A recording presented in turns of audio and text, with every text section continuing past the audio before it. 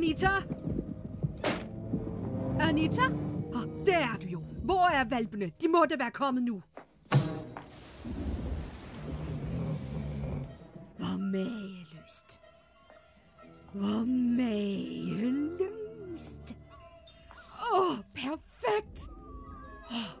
For pokker det også. De bastarder. Ingen pletter. Ingen pletter overhovedet. Forfærdelige små hvide rotter. Men de får jo først deres pletter senere. Er du sikker? Ja. Udmærket. Put dem i en taske. Jeg tager dem med mig nu.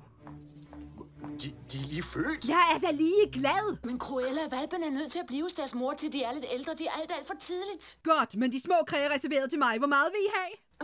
De er ikke til salg. Er du kommet til penge, er du?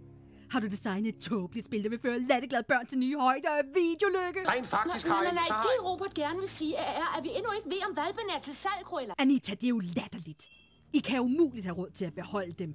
Jeg giver det dobbelt af, hvad de er værd. Det er mere end generøst. 500 pund.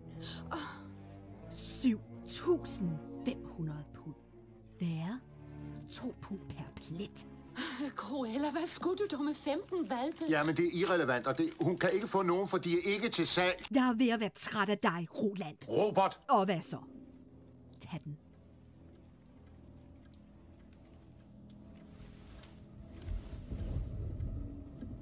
Tag den. Tag den!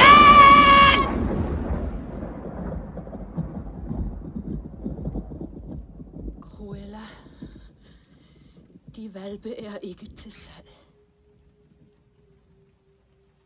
Du er helt sikker? Ja. Udmærket.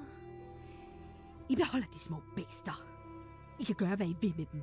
Drukne dem eller lad være. Du er et fjols, Anita. Jeg har ikke brug for fjolser. Du er fyret. Du er færdig. Du får aldrig job i modbræksen igen. Jeg har fået nok af jer. Jeg tager hævn. Vent bare. I vil fortryde det. I fæhoveder. I idioter!